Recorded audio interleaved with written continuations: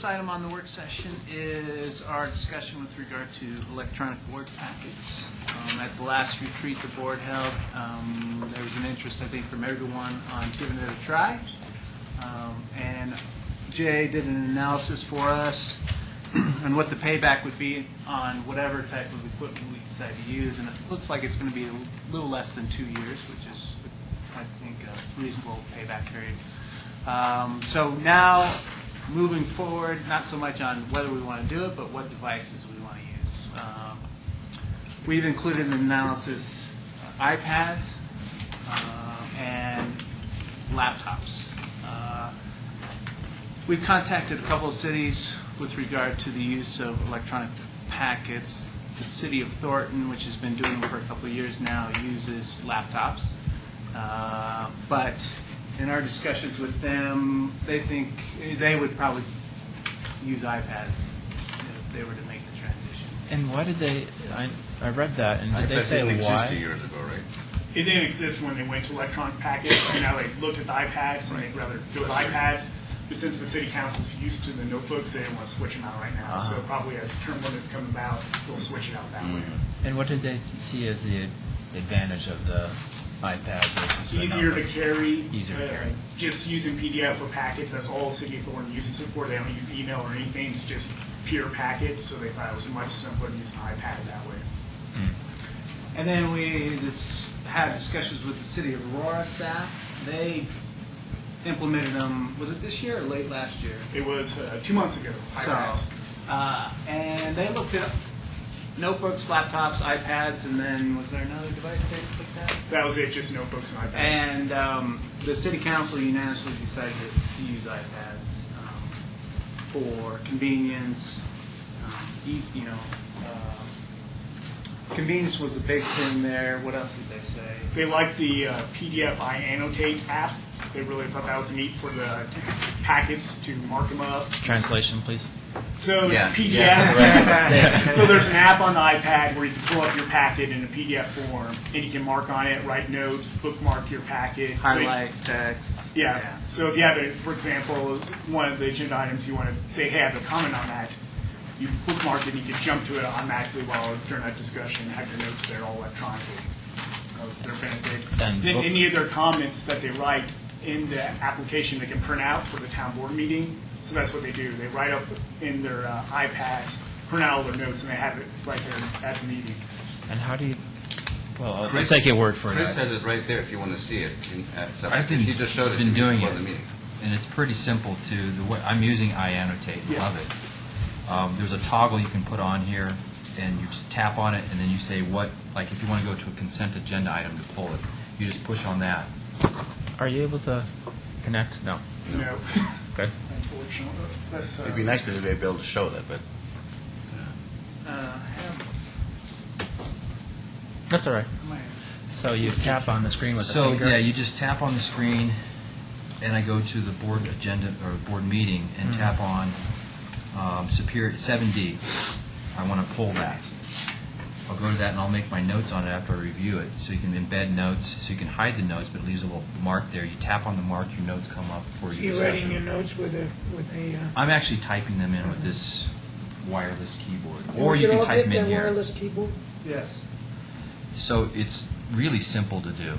And the nice thing about this whole system, and you I have to see it, Andrew. It's pretty neat.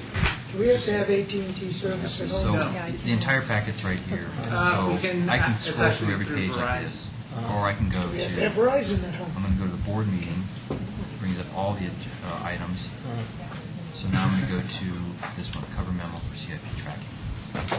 So I've got a note here. Matt, are we thinking wireless keyboards? Is that before they No, were on that? I just made a note to show the You- notes. I there's have my note there, two so options during the there. meeting You I'll have go the back to this. hardwired I've also keyboard. highlighted these, which is pretty simple to do.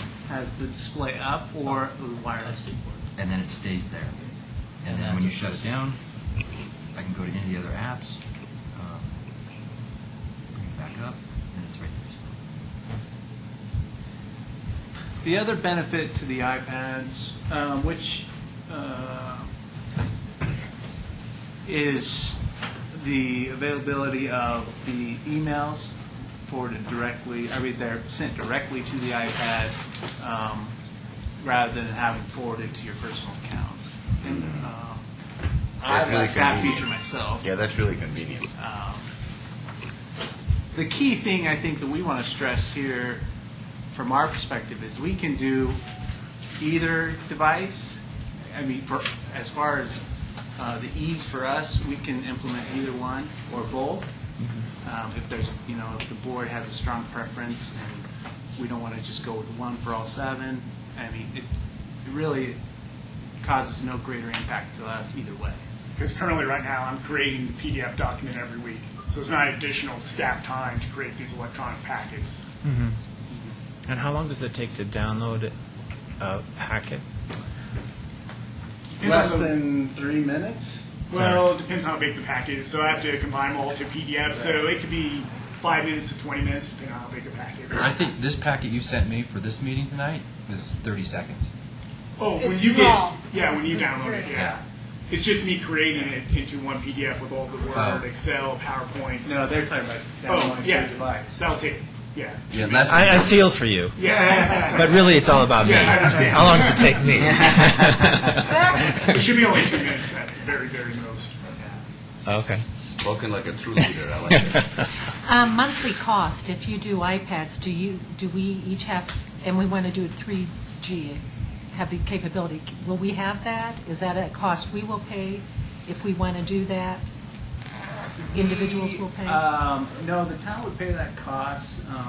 There's a wireless feature already on it through Verizon, through our government account, and then the option of a 3G service as well. And how much is that per month if we opt for that? I think it was like $10. For the 3G service. Per user? Right. Okay, That's just because the town gets a special deal. If you were to do it on your own, it'd be considerably 30 more. or something. Yeah, we like get a that. government discount. Yeah. And if the iPad is the choice, why wouldn't we wait until the new ones come out? Or is that the plan? In April even? Well, are we, the question always for me is, are we sure that it's coming out in April? There could be delays. It's coming out by summer, so And what's one the way or benefit of it? another. I think you get a camera in it, so you can do video And I think it's a little conferencing. smaller on top of that. And it's rumored to have an SD card, which Right. could make file transfer a lot easier. Otherwise, you're going to be downloading it one email at a time. Jay, when you spoke to the Apple rep, did he talk to you about having a central server where all of our files would be saved so we would access them? He did, and I didn't get into great detail with him because I didn't know what the town board wanted to do.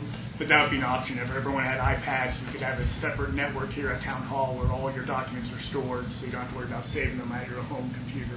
Excellent. So we could keep them here at Town Hall and always have a backup. But And- if you annotate something, how would Yeah, that work? it saves You can it. keep that in the server. You would have, your stuff would be saved for you on that.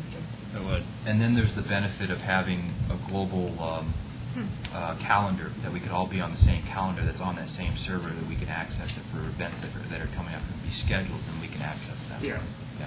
So what you annotate on the sidelines of Adobe Pro or whatever, however device you go with, and you store it up on your server, does everyone have access to your files? Correct. If we set up that way, we could either not do that or could, but yes, we do have that capability. That's how we set it up.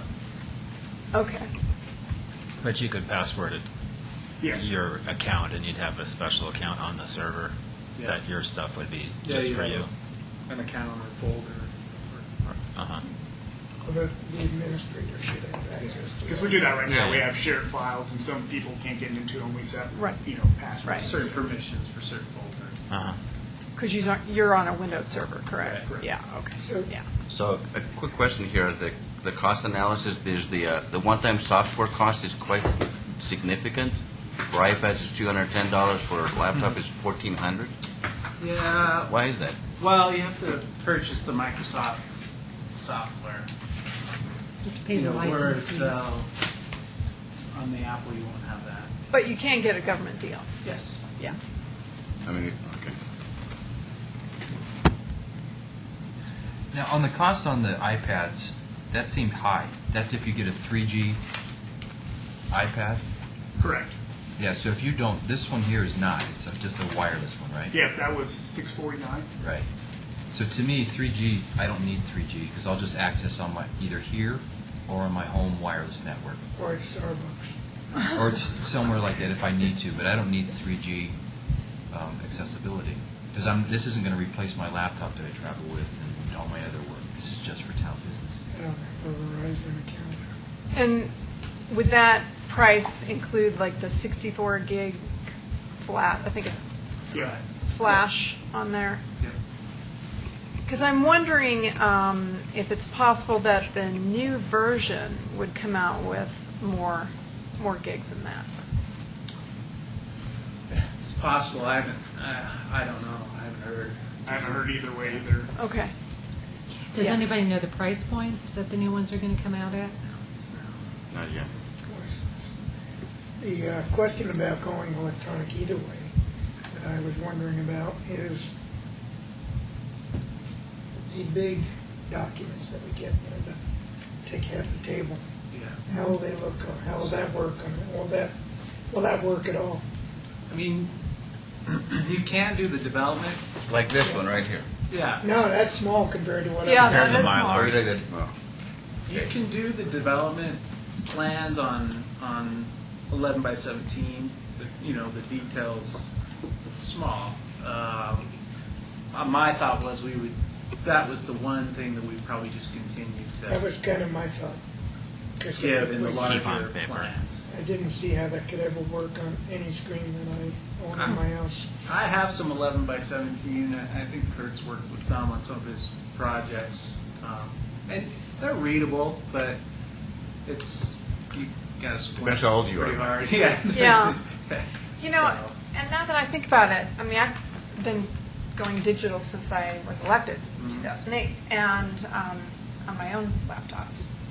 This is my second one. I started really teeny, and that was really hard to see, so I went a little bit bigger, which is perfect. Like a 13-inch is pretty good size without being some lugging thing. As I recall, I did not get all the different maps. I got them on the PDFs. So I have tons of maps on my computer here. And I think the only thing I didn't get was maybe Remington. That probably was the only plans I got that were a hard copy. So most of it I have found not to be a problem looking at it on a laptop.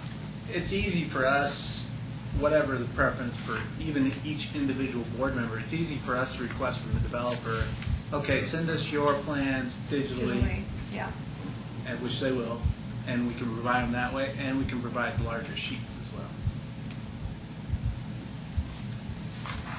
It's important for me that this actually be the reposit. All my history is on this, so packets going way back in time.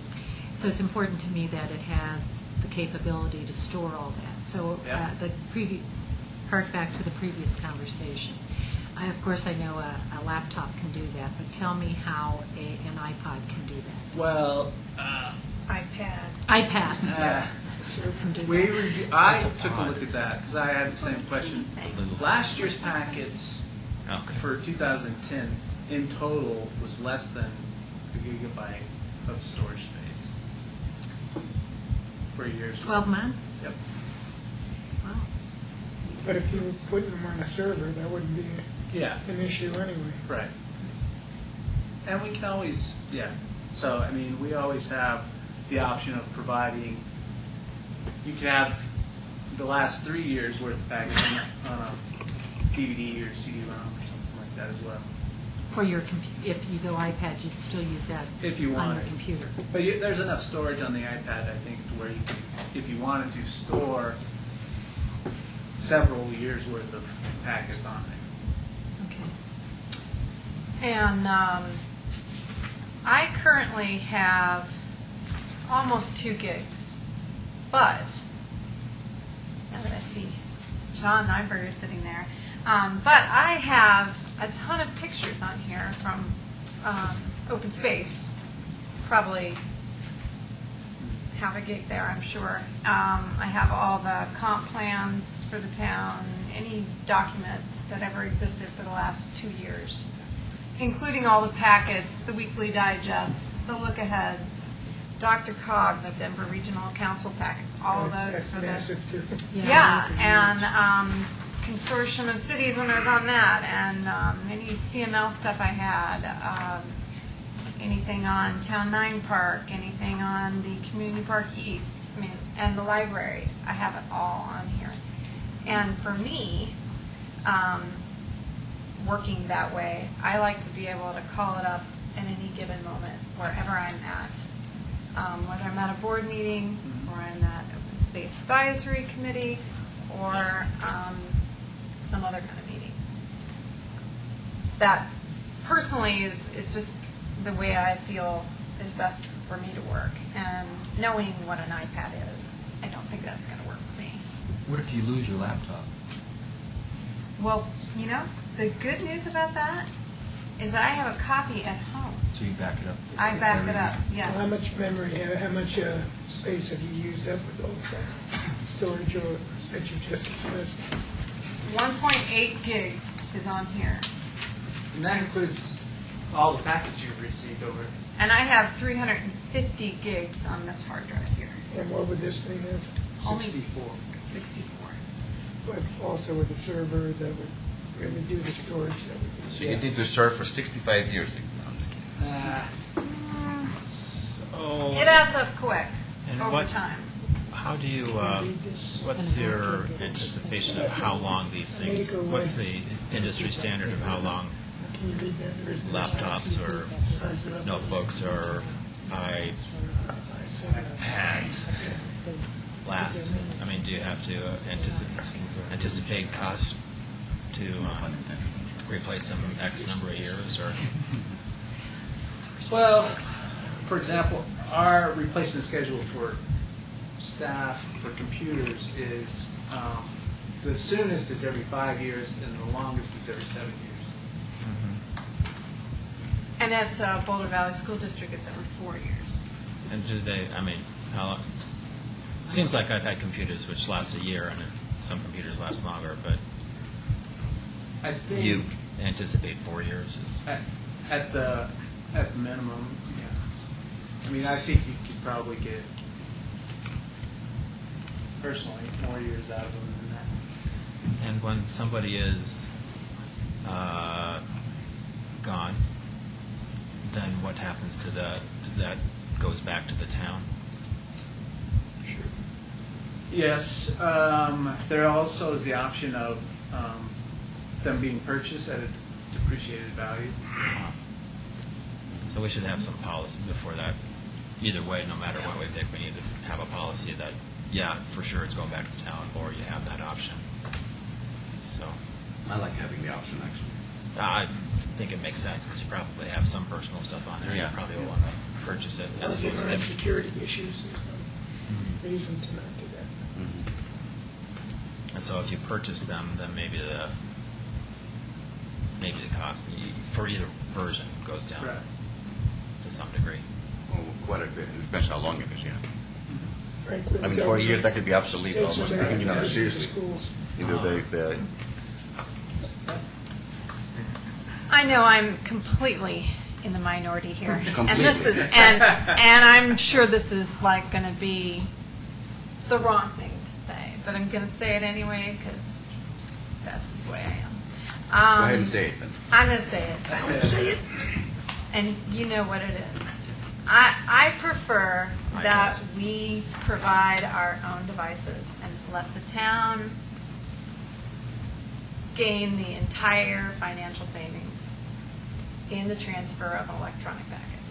I couldn't disagree more. I don't think finances should be an Fine. issue for running for the board. There's people that don't have laptops and don't buy them. I know, I realize I'm in the minority and I respect that. You disagree with Deborah? Yeah. I, mean, if I it- agree if with it's a you tool disagreeing that- with Deborah then. It's a tool that you need to do the job. Anybody who's going to run for Yeah. office should not have the issue of Yeah. whether they have the tool or not. Yeah, I agree with that. Could discriminate against certain. Yeah, that's right. Well, I You don't mind? care. I don't care either. I mean, I'd be happy to purchase it myself, so it doesn't make much difference to me. So, but I mean, I fully understand you. You sure want to make sure that anybody who wants to run for the board has the access to that. Correct. So I probably understand everybody should probably be treated the same. Another topic, warranties. Are these warranted for any period of time under the government contract? It's 2 years, same with an upgrade, so if some new device came out, in between, we could upgrade it under that contract with the town as well. And then there's optional insurance through, well, we have our insurance through the town that covers equipment. I always buy Apple Care when I buy an iPhone or whatever. It's one of the few extended packages I do buy. I don't know, so is that a yes, these would be covered by Apple Care, or no, they wouldn't? It'd be the Verizon contract Right. we have with the Okay, town. okay. Well, from my perspective, I don't care. I mean, I've only used Windows, but I guess I could probably make the transition. And I like the pen. I like highlighting on the screen. That was pretty. I like that. So, but you could probably do that on some other device too. Oh, as yeah, well. a So, tablet. yeah. So Yep. that makes whatever the majority opinion on this was. Well, I don't think When I try to I don't go, think like- everybody needs to do the same thing. No, I don't think so either. Yeah, I that's So think, it's not a majority opinion. I think it's, what would you That's right. prefer? Okay. yeah, I think it's better that everyone That's- have their own I think- type of What's device. comfortable. I think I expressed my opinion on that too. I think the town ought to be just supporting one type of hardware.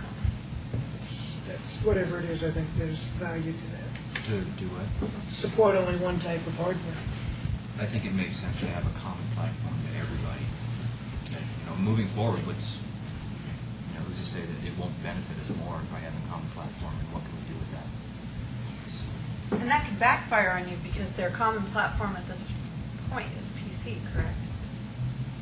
Well, They're that's- on Windows, right? Yes, that's what our server is, it's a Microsoft Exchange. Just So thought do I'd we- point that out. But to reiterate, if people choose different methods, different hardware, the time it takes you to produce the packet doesn't change? Or is Yeah, there it additional work in any way, shape, or form if I choose a PC and Delia chooses an iPad? Still making the Okay. same PDF packet to get out to you. Okay. So for you, being on Windows, it won't matter whether some of us have iPads and some of us have Windows laptops. So, We're sending you the same file. so the argument of everyone being on the same platform is kind of lost. No, it's Already. repair and maintenance, and who do you have contracts with? maybe Guess there's it there's depends. applications that we use in the future that work on one platform and not another. If we're all on different platforms, then we wouldn't be able to. It's a knowledge base, train Well- everybody, train 7 people 7 ways. Well, but it's not 7 Yeah, but ways. they're It's already either on one way or Just- 2 ways. it It's just- not like 7 different ways. That's not accurate. Any place I've been has come to that conclusion, that it makes sense to provide one type of machine to everybody. And that is so true. I mean, Boulder Valley School District used to be on 2 platforms, used to be on Apple and PC. It was too difficult. They switched all to PC because they run off a Windows server, and the Mac didn't run very well on a Windows server. And so I agree with that, definitely. So, You're going to end up having somebody who's given something they don't really want. we're just doing a job here, that's all. I'm just saying.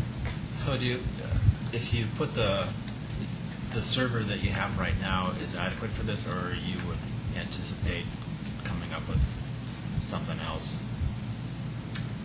Well, if the board wishes to do the shared server that Trustee Hansen mentioned, then we would add that to our network. That would be an additional That cost. would be an additional cost. I mean, I personally would I'd like to keep my stuff on a server. So, but I don't want it if it's going to be $20,000 to add a server to that. It's $500 I have one-time no fee. idea. One-time $500 fee. Yeah, I don't think it's actually getting a server, it's doing a link. to the Apple software. But I need to investigate that much more. Okay. I still would need some, I can tell because I'll be taking notes in the middle, I mean, at least, yeah, I at least will be taking notes in the middle of the meeting. So I'll have to have some paper because I don't think I'd be able to type fast enough and make changes to agendas and things like that in the middle of the, Can use his pen. I mean, I guess I could practice for a while, but I'll need at least like the agendas and stuff printed out. Joe, you just raised a good point, to actually write on the screen, to, It's an aftermarket tool that Okay. has a texture on the end that's supposed to simulate a finger. okay, So you couldn't do it with a pen or the Right. back of a pen. It's got to be either your finger or something like this. okay, And then you can scroll around, highlight, right. type, with Right. this, or you can actually write on the screen if you want. So is that part of the package cost that you guys, is there one of those? We include all Yeah, accessories. Oh, well, you know where I stand. So, I guess at the end of the day, if it's cheaper and it's more environmentally friendly, then it's hard to turn that down. So I think we should do it. If it doesn't make any difference for right now, I suspect everybody's going to migrate to one platform. But right now, if it's not causing any additional work for town staff, then I guess everybody should have their own. And you do instruction on, just, Yeah, we'll set up times. I read one of those that said one-on-one, Yeah. sometimes with remedial. Yes. Yeah, you and I will be in that class. I'm going to join you guys, so no worries. I think I'll just stick with what I've got. I'm I think perfectly happy. that you should. And then, years down the road, though, I suspect when they're newly They'll have elected, devices. then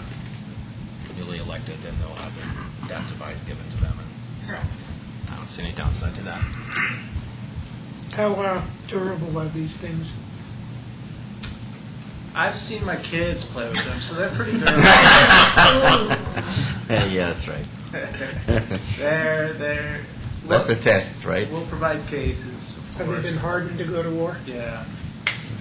I will say that one of the key advantages of going digital, many of us have had heavy travel schedules, at least since I've been on the board, and to be able to have this just sent to you digitally so you can actually do it on the plane and do it wherever It's a huge you are, advantage. rather than rushing home late and having to stay up all night reading the packet. It's a big advantage to productivity. Looks like an easy thing to carry around. So do you know what everybody wants, or is it still? We'll. You can just maybe email me individual preference, and we'll go. How about this? Who wants to continue on the Windows platform? I actually am going to play with both the Windows and the Okay, so- iPad to see which best suits me. Okay. I'm the lone ranger here. After seeing what Chris has, I'm going with him. I'm going to say that's, I like the, Yeah. I see the board going that way ultimately, so I'm going to start there. Okay. Okay. and when do you think that the first packet will be that goes digital?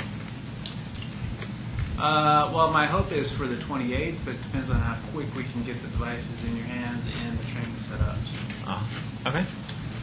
Very good. So Wow. And then you Nice. need to determine if someone needs a 3G system as opposed to just a wireless, right? Correct. So 3G is only if you don't have access to Wi-Fi. Yeah. Is that it's what the great in 3G airports, I have to tell you. I have no Oh, idea yeah. what a 3G is, It's but like a cell It's phone. like a phone. phone, it just goes everywhere. Yeah. Okay.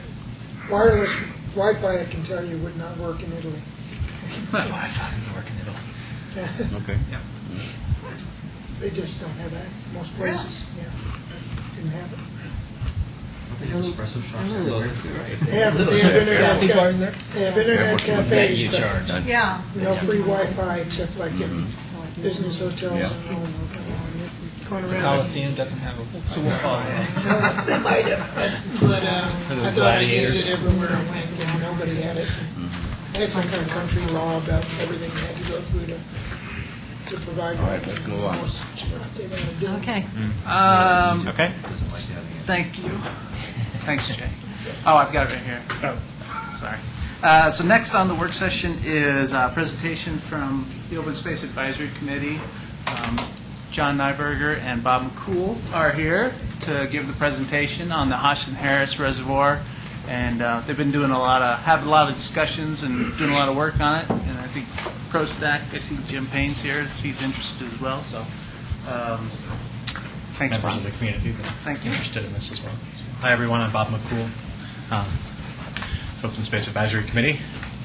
And we just wanted to take 5 or 10, maybe 10 minutes here, 10 or 15 minutes, to go through a presentation on the Hodgson-Harris Reservoir, the issues that have happened over the last year, and what's going to be happening going forward. So there's going to be discussions and work sessions on what to do about the reservoir, costs that are going to be involved, and it's county-owned, so we thought it was important for everyone on the board to kind of be brought up to speed with what we've been able to find out over the last few months and our position that we think the town should take going forward regarding the reservoir.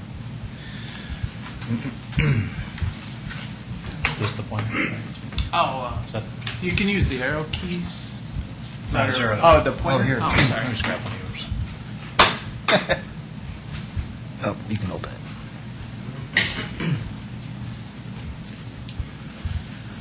So the presentation was put together by the Open Space Advisory Committee over the last 2 or 3 meetings, and John and I met last week and kind of tried to finalize it, brought it to the advisory committee at our meeting last Wednesday, and kind of fine-tuned it. Had a lot of help from everyone, among members of the public, the Saddlebrook community, POSAC, via John from the county. And so we hope all the information is accurate, but there are questions about depths and history and where things were, so this is the best information we have. So I think everybody knows the Hodgson-Harris Reservoir sits just north or just south of 88th, south of the Zaharias property, which is one of the properties on the Open Space Advisory Committee's high-value property list as far as open space acquisition goes, hence open space interest in this parcel. So the big thing about this reservoir and why we care about it, or anybody who saw it when it was drained, and we'll see some pictures, it's relatively obvious when you see some of the pictures. But for one, it's a gateway to our town. You come up 36, it's the first thing you see coming into Louisville Superior and the county. So it's a prominent feature. It's a significant wildlife and wetlands habitat. As you'll see in a number of the pictures, there are just a tremendous variety of birds. I couldn't even begin to guess how many varieties are there. You'll see in some of the pictures quite a few of them. We feel like it's a potential trail connection. Some people even called it a hub. We don't want to quite go that far because we know what the county's interested in doing there. But if you look at the Rock Creek Trail, the town center, ConocoPhillips being right across the street, the US 36 corridor and bike lanes, it's all kind of right there around the reservoir.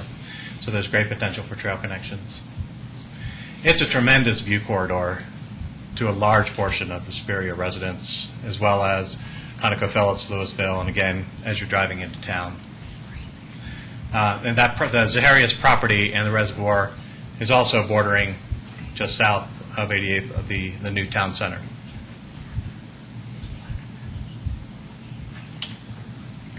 So I'll take a few minutes to just kind of go through the pictures because really the pictures say it all.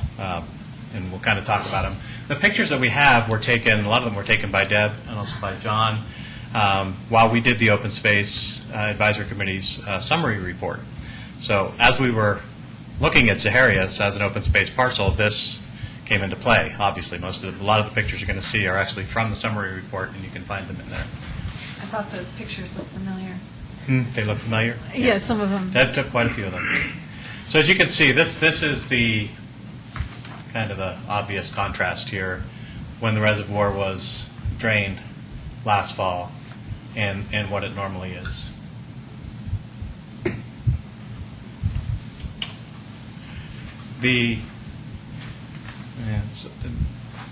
Not quite into the pictures yet, I apologize. I'm winging this presentation here. We got it together pretty quick. This is a mapping result from these are a number of mapping results from the Open Space Advisory summary report. Wanted to kind of spend a little bit of time on each of them so you can see the value of this area, the Zaharias and the bordering reservoir. This grasp analysis here, the details again are in the summary report, but this represents a lot of different areas that we thought as a town were important when we were looking at the value of an area as open space. It included view corridors, it included wildlife habitat. Remember some of the other things about it? How close developed open space is and trails. Yeah, and how far, how far away and how close it is to residential areas, trails, and everything else. And as you can see, this whole area, and you'll notice the reservoir is not colored because that's county-owned property. It wasn't within our analysis. But you can see the whole area scores relatively high as a favorable area for open space, which is one of the reasons the Zaharias parcel was on there. This shows the hydrology, so it just kind of shows the reservoir as well as other retention ponds and creeks that are in that area. Landmark visibility, this one's a challenge, not to remember. Do you want to speak to that? Sure, John Heiberger. Just real quick, landmark visibility. We looked at lots of parcels throughout the town, and we said, who can see this and what can it see? And so if it was all white, no one could see it. And if you see the very top part of this Zaharias parcel, there's a big ravine there. No one can see it, but you can see that there are parts on here that are very visible to a large area. Especially the reservoir itself. Right. This shows town-maintained open space that's surrounding the area. And then this was the wildlife study, what wildlife was found. Again, on this area's property, didn't take into account the reservoir as we did it. We put this slide up. We know everyone here knows where this is at, but just for the public, if they're watching, just so we could just see from the perspective of the town, you have US 36 here and McCaslin Boulevard here where they come to the point of the original town and the potential future town center in this area. And so this is the Zaharias property, and this is the reservoir that we're talking about. In addition, these aren't exactly, we're pretty darn close. The red here represents existing trails that are either open or just about to be open, as we're hoping to see here soon with that trail. And then this is the Rock Creek Trail down here, and then this is the Coal Creek Trail as it goes under 36. Okay, so now we're on to our slide presentation, so you can kind of see some of the photos. This is a picture of the Zaharias property, and so where are we at? Down here for the reservoir? Over on this side. So you can see just the amazing view from here. This is a reservoir again on full. This is a good picture that shows the number of homes and residences that can actually see the reservoir. And we should point out that this is the level of the reservoir in 2004, Yeah. which I believe was 54 acre feet. I'll have those Correct? numbers. Everyone's nodding yes. And we'll have that number for you, too, so that everybody can see it. You have that in your packet. Yeah.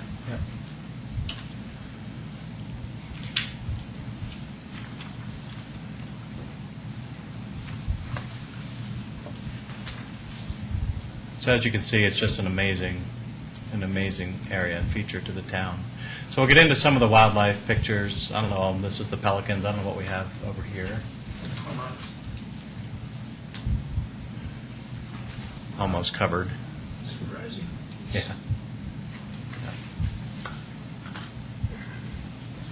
This is just an amazing picture of the bald eagles in the ice.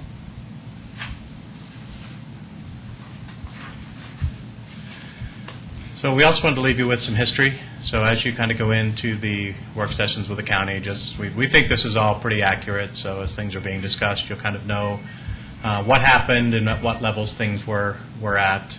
So it talks about its construction, what acre feet. We tried to put everything in.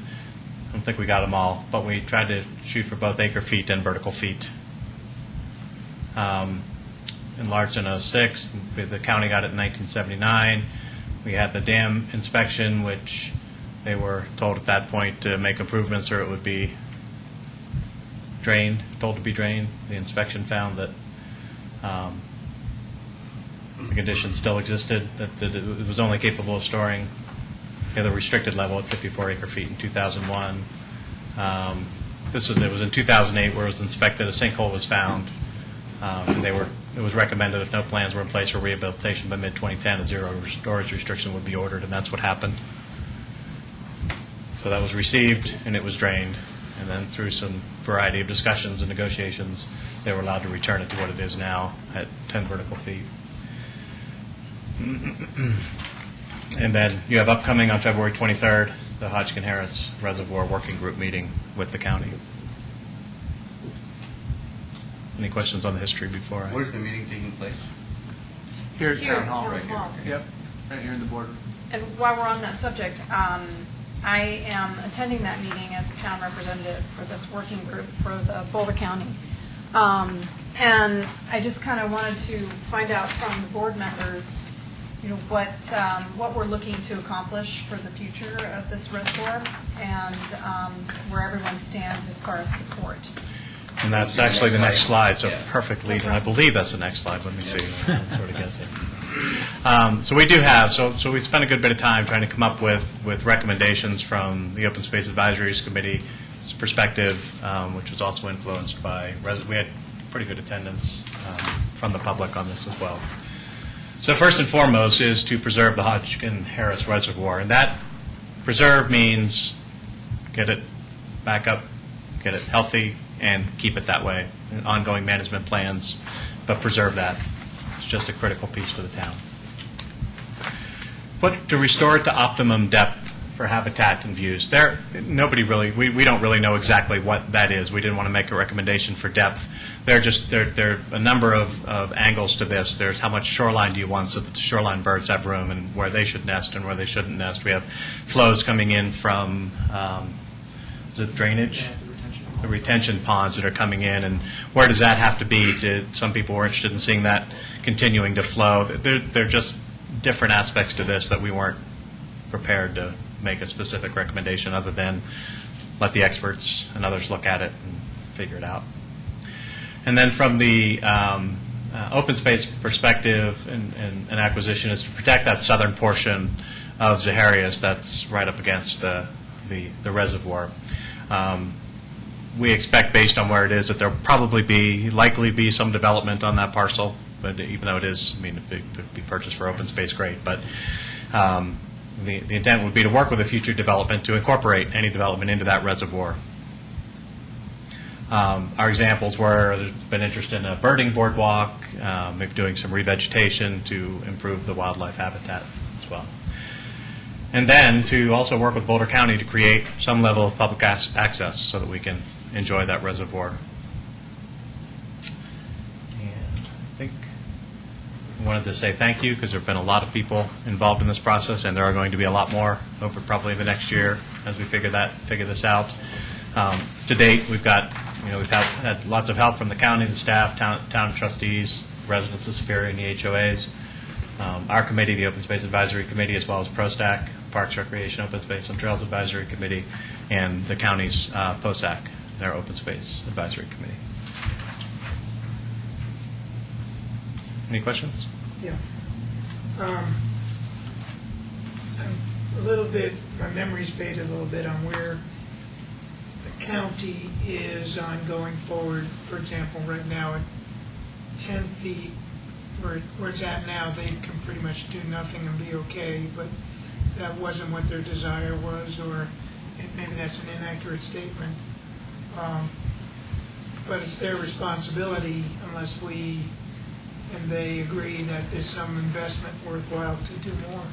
And that's what I'm trying to get historically where Excuse the me. county is at. Yeah, basically the state dam engineer gave the zero storage restriction. The county then drained it, and the county then went back to the dam engineer and said and asked if they'd be able to hold it temporary storage and put in place a plan to then make the changes and the fixes to the dam that needed to be made so that it could be stored at some other level. The dam engineer said that it was okay to put it back up to the 10-foot level, 44 acre feet, I think it was, and that's where it sits right now. So this is sort of below right now where it has been historically, Yeah. But it's not empty, obviously. And so the process forward then is this working group meeting, presumably other meetings after that. The county's going to put together a plan for this and then submit that to the state dam engineer, and then make sure that that's going to work. How all that works out, where the funding comes from, what actually gets done, that's what we're here for. That's what we're working on. That's what the working group's on. That's what the county's going to be working on, and hopefully the town spirit can be a partner with that as well. And I guess answering those questions is a little bit difficult without having an idea of cost. Right. And because, 10 feet, 33 feet, 44 feet, each one of those, a new dam, and, Yeah. and going from no responsibility to some share probably would be what would be required, and I'm not opposed to that. I just would kind of need to get an idea of what cost gets you what. Right. And I think that's the process right now. The county actually, my wife just told me that she saw 2 trucks on there today. One was a county vehicle. One didn't look like it was a county vehicle, so they're there. They're looking at it, and I think one of the hopefully what we'll see at the upcoming working group is some cost estimates that are involved, so we can start getting an idea of what's going on here. I think another thing to keep in mind on this, and something that I've been working on also with the county through POSAC, is trying to get the county to recognize this feature not as only not solely as a water feature. It's been thought of as a water storage. It provides water for the Rock Creek Farm. That's what it was purchased as. That's what it was. And what we've been trying to do, both here in the town, ProStac, OSAC, the residents, as well as through POSAC, was to say, look, this is a very, very crucial and very important habitat feature. And so we're trying to say, look, it stores water, but it's also this great habitat. And so I think the county's definitely heard that, and they're on board with that. And so it's how do we move forward from there? So the level of support and that they had in the past, I think, is going to be different moving forward. But that's just One other factor, again, reading tea leaves, I suppose, but my feelings about level of support would also relate to their willingness to allow some public access, as you mentioned, too. I mean, yeah, we do want to improve it for the reasons of view corridors and wildlife, but also public access. If we were going to be contributing towards this, I think public access would be. I think that's a great negotiating stance to take, for instance. That was just my view.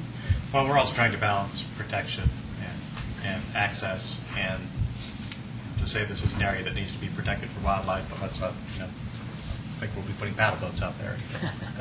Just trail Allowing people to get walk. closer to it and view it and see the birds, I think, is primary interest, and maybe trails around. A little hunting. Yeah, a little hunting. So, I'm just going to throw out a number. I think the last we heard from Boulder County was to bring it back to where it was $1 million plus. Is that sort of the number that they're still kind of? Well, I've heard sticking with? everything from several hundred thousand to a little over $1 million, depending on what levels things could be put at. But those are numbers that have been thrown around over the last few months. So I don't think they're. And you have a feeling that the county will have better cost estimates for this meeting? I see a hand in the background. I spoke with Ron Stewart. If you could, just at the mic. Yeah, sorry.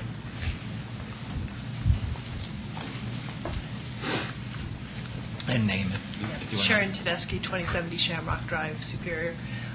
In the last meeting, I spoke afterwards with Ron Stewart, and the preliminary results from the engineers trying to bring the plans forward. The minimal would be to just take it to 10 acre feet and just put a vertical pipe riser, and that would be about $250,000. A full restoration of the dam with a new dam and taking it back to 114 acre feet of water would be $850,000. The bulk of that is the water storage rights, not just the dam. So we think that the water level, we don't want to take it all the way to 114 because of the shorebirds. So the cost will be somewhere in the middle. But the high end was 850 based on the new engineering reports. And has OSAC taken a position how high they would want to see the water? Or is that still? Yeah. No, that's exactly why we put the statement in, to get it restored to the optimum level and to figure out what's important. And so again, the shorebirds would indicate that we probably don't want it at So are there parameters that OSAC is working with, or OSAC and POSAC are working with to figure out how to optimize and what feature you're optimizing? Right, yeah, so I think a lot of that's going to come down to the county wildlife biologists. They're doing a survey of the area now and getting an idea of what would be that optimum habitat. You know, again, balancing the shorebirds, maybe doing some more seeding and plantings to be able to provide some cover for ducks, different things like that. So exactly where that ends up in there, I think we're going to take a lot of guidance from the county wildlife biologists on that. And have they committed to a dollar figure that they'd be willing to kick into this? Or how is that process going to work? Do you have any idea? I haven't heard anything on that. Because if, they say, well, it'd be great if you're going to the full restoration at $1 million, that then gets to the question of whether or not OSAC would want to spend $500,000 of their open space dollars to do that. So that's just something that OSAC should think about. Yeah, the simple answer to that would be that we wouldn't have any objections in principle to that. The real answer to that is that it's not our money; it's the town's, and it's the board to decide on. So, yeah, although but what that would mean is that you'd have 500,000 or more or less to be able to spend on some other open Right. space acquisition. Right. So. And there's also questions on which fund it would come from, whether or not it was the bond fund, which has more restrictions on how the monies can be spent from that compared to the open space sales tax revenues, which are a lot more or less restrictive, I should say. And without any official vote, there is general support among the committee. That could be entertaining. Nice presentation, Bob. You didn't seem like you were winging it at all. Just missed that, man. Really appreciate all the effort that you're putting into this, and OSAC John and Trustee Williams and everybody that's put in such an effort. Very much appreciated. And I think I can speak for everybody. I was just going to say, when you look at the pictures, especially from 2004, it's a jewel. I mean, it's beautiful, even when you don't have all the wildlife. I mean, when you add to it, it's irreplaceable. I don't think if we lost that, it would be a major loss to this town. So that's not an option, I guess, from where we sit. And I think that's where I think we agree with what your plan of attack is. And so, thank you for all your hard work, and be interested to see how the meeting goes. I'm going to leave you with some pamphlets that Sharon provided us from. That's actually the Coalition to Restore the Golf Course.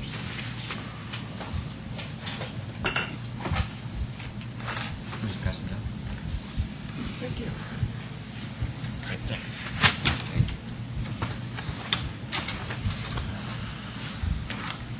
All right. With that, I think we're going to have to stop for the work session. And Matt, if we can do the review during the manager's report.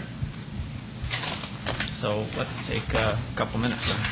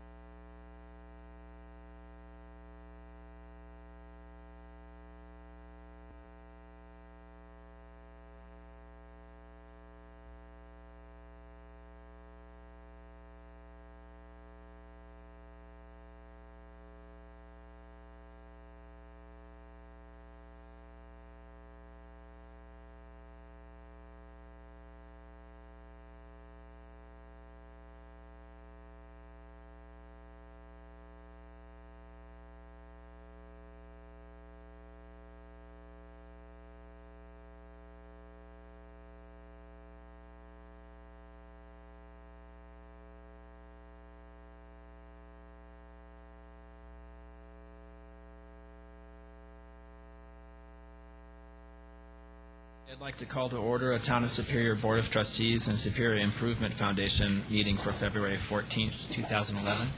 Phyllis, if you'd call the roll. Sure. Mayor Andrew Muckle, Here. Mayor Pro Tem Julia Gregoris, Here. Trustees Joe Sorelli, Here. Chris Hansen, Here. Sandy Pennington, here, Lisa Skumatz, Deborah Williams, Here? Interim Town Manager Matt Magley, Here. Town Attorney Kendra Carberry, Here. Town Clerk Lois Harder. Great, thanks. That brings us to item number 3, approval agenda. Are there any changes to tonight's agenda? Yes. Trustee Williams? Actually, no. Okay. I'm going to pull 7D. 7D.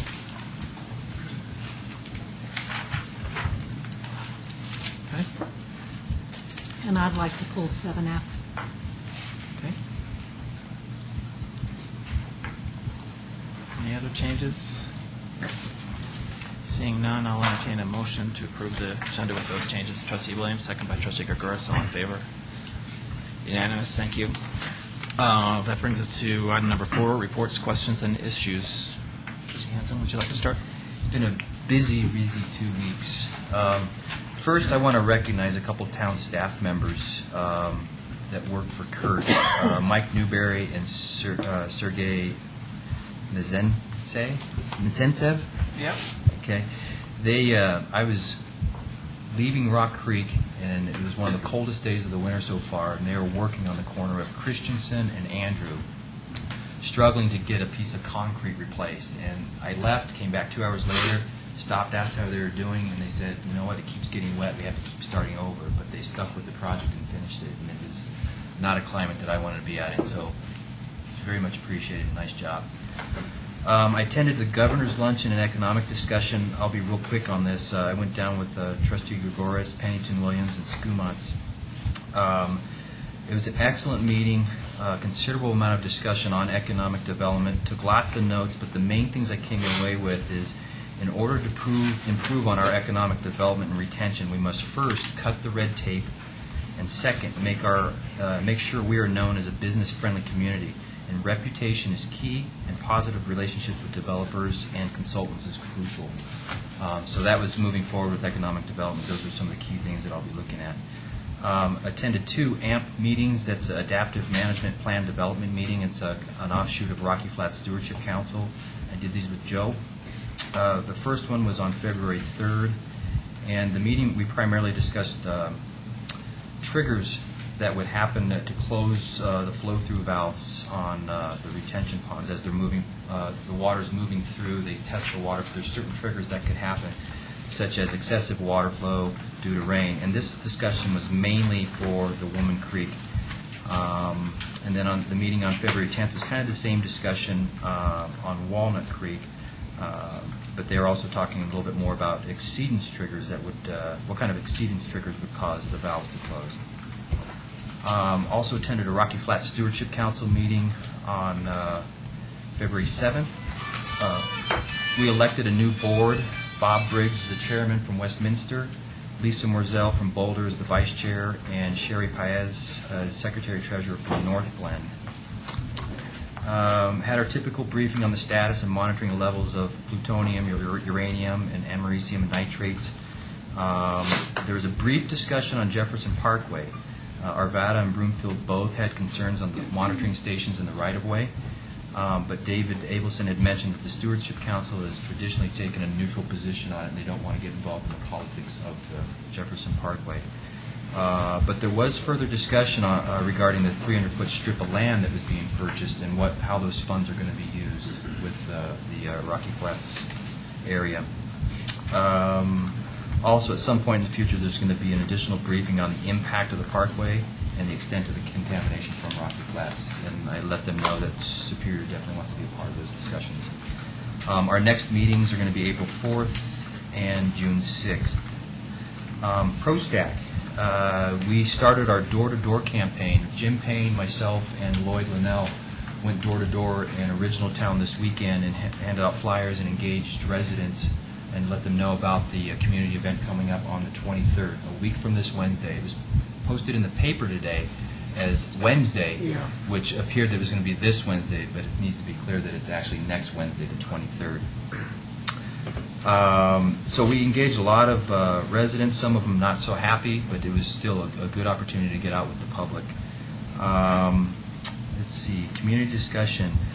I met with Teddy Chavez, and he had some questions about the asphalt tillings that were put on his driveway and the sidewalk areas in front of their house, and they are turning to mud. That was his concern, is that it's definitely turning to mud and it's not sticking together. So he'd asked if we could come out and look at that and perhaps make some changes. I also wanted to follow up and find out what the status was of the alleyway. If there's any progress there, if we've got a timeline on when we're going to enhance the alleyway for drainage. Yeah, we haven't, so Kurt's going to schedule those neighborhood meetings to discuss that, and but we haven't set those meetings or the schedule yet. Okay. But it'd be more of the, I believe we talked about summer time frame, Okay. maybe late spring. If it can happen sooner, they're concerned that if it's a wet spring, it's going to be a mess. So, okay. And then snowplow issues. We had a brief discussion a week or two ago, just mentioned it, but Weldona Way and El Moro Court, evidently, and it's on Indiana as well, the sidewalks were plowed, and the sidewalks in front of the houses on Weldona were shoveled, but the plows came by afterward and built up a big 4-foot berm on their sidewalks. And on Indiana, it was the same way, and no one's going to shovel that. It needs to be plowed. So I'm wondering if we can make sure that that doesn't happen, because it's not easy to walk on it. There's big ice falls and all You're that. talking about the streets that, help me out again, what streets are you So talking about? Indiana, Yeah. right by Denslow. I don't know if it's up further, but Denslow in Indiana, I guess the south side of Indiana was totally covered, and it was hard to walk on. You had to actually walk over on the lawn area where the snow was softer as opposed to on the ice. Same These thing- are the, Sorry. these are the sidewalks the town On maintains, Indiana it is, not the yes. residents. Now, I guess it's the north side. That was fine, but the other side was completely covered. And it looked like somebody had plowed it at one point, the sidewalk, but later it was definitely Well, covered. and we had that discussion, Kurt and Martin and myself, and Martin and Kurt went out and took a look, and I believe came up with a plan of action to try to minimize the reoccurrence of that type of incident. So. Okay. The same thing happens on Rock Creek Parkway, down by bridge that goes over Unity, Right. entrance to Comedy. Typically, when our primary focus is to get those streets Some paths. cleared and clear to the snow and get the sand or salt down or whatever we're using at that time, and then once the snow stops in the days after that, we'll go back and clean up the different areas is what we Okay. try to do. So. The other way was Weldona Way and El Moro Court, so just keep it in mind. And then lastly, happy Valentine's Day, everybody. Thanks for being here. If we can go back to the snow, I just attributed it to the depth of this snow, but Yeah. the same on Torrey's Peak. We definitely had 2 nice paths cleared, but there was so much in the curbs that as it melted and iced and melted and iced, we had lakes.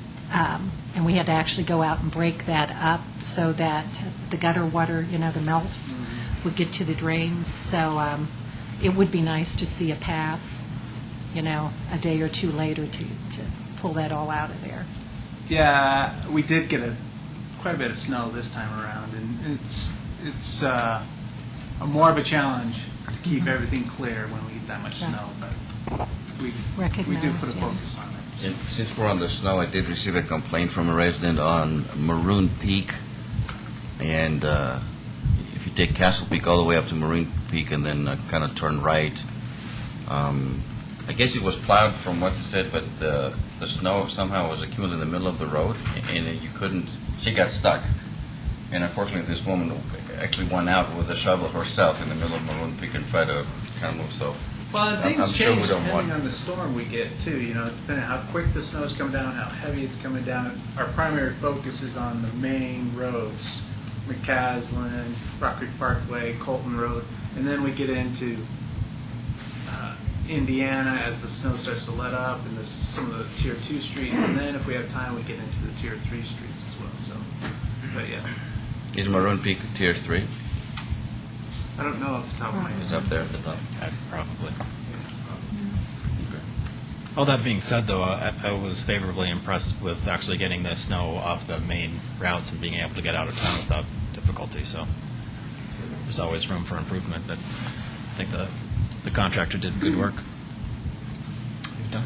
Trustee Sorelli? I don't have anything to report. I was at the first Rocky Flats meeting with Trustee Hanson. He's already reported on it. So. Okay.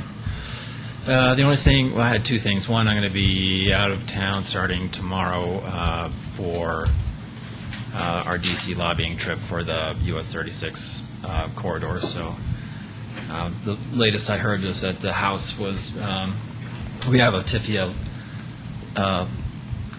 loan or grant, or Tiger grant, I guess we're trying to get the TIFIA loan.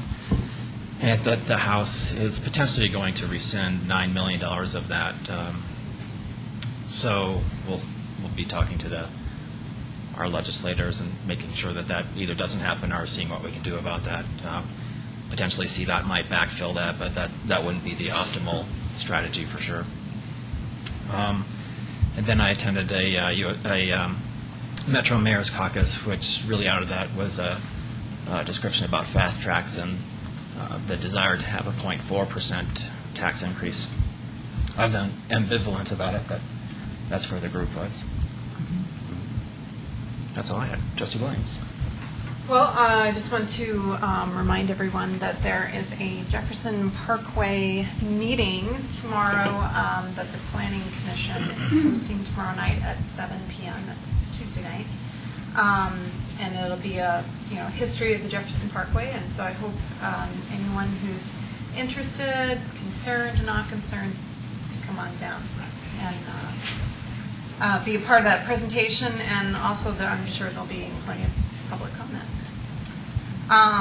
So on the Jefferson Parkway, I attended a Jefferson Parkway Highway Authority meeting, one of their board meetings, to further discuss and state Superior's position of opposing the current alignment, asking for it to be realigned further to the east and south of our border, and at the very least, moving the Indiana interchange, which is currently about a half mile from State Highway 128, further south by a mile or two. Both ideas were met with opposition at this time. So I'm sure I'll probably go to one more of their meetings or two. Let's see. I also attended a Denver Regional Council of Governments. They call it Dr. COG. It seems kind of odd to say that, so try to spell it all out. It's they had a transportation short course, and there's 3 courses in a series to better understand how this one was particularly for the funding on the transportation system for the Denver metro region. And the other courses are the Metro Vision, how that's created, how they put that together, and then the future of the area agency, or aging agency. That's hard to say. So Denver Regional Council of Governments is also the area's aging agency for the area. And there's a lot happening in that area because in the next, I'm not exactly sure how many years, 10 years or maybe even less than that, 15 years, we will have a huge increase in senior citizens, or 55 and older. So it'll be interesting to kind of see that point of view and where we should be taking our metro region plans for that to accommodate our older citizens, which will be me. Also, I attended a regional economic development working session with Governor Hickenlooper, and that they had the region's economic councils, such as Boulder, Jeffco, Denver, and some of the things that I came away with were the same thing that Chris came away with. I came away with three important ones. One was to eliminate or expedite red tape for small and large businesses at the federal level as well as at the municipal level. Urbanize, and such as like create or revitalize marketplaces that attract a live, work, play environment, that create a walkable, bicycle-friendly environment. In other words, you could take the marketplace over here and redesign it in such a way that it is more of a live, work, play environment. People want to come and, bicycle and pedestrian walk. Anyhow, I thought that was interesting. And then find what Superior does best or is most successful at and celebrate it publicly in some form of identity marker or promotion or advertising. So I thought those were interesting points that I came away with. Let's see here, what else do I've got? I was also at it was a very busy 2 weeks, by the way. Chris was not kidding on that.